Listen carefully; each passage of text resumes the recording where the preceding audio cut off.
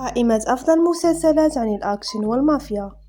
مسلسل حب بلا حدود يحكي عن قصة خليل إبراهيم الذي يعود لبلدته للانتقام بعد وفاة والده وقتل حبيبته ياسمين، ولكن تتغير حياته بعد لقاء زينب.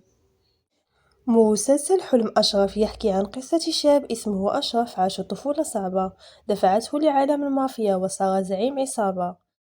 حياته تتغير بعد أن يلتقي بنيسان فنانة موسيقية. مسلسل رامو عن انتقام وصراع بين عائلتين في أجواء مافيا. مسلسل عهد عن قصة فرقة نخبة تحارب الإرهاب. مسلسل المنظمة عملاء استخبارات يواجهون تهديدات سرية.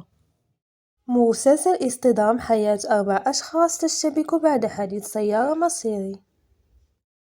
مسلسل الحفرة عائلة تتحكم في حي كامل بصراعات وانتقامات.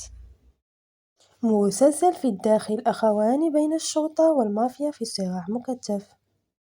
مسلسل وادي الذئاب عميل سري يتسلل لعالم المافيا والدولة. مسلسل إزال قصة خيانة وانتقام في عالم الجريمة. مسلسل قطاع الطرق لن يحكم العالم زعيم مافيا يحافظ على عائلته وسط الخيانة. مسلسل حلقة مواجهة مع منظمة إجرامية قوية.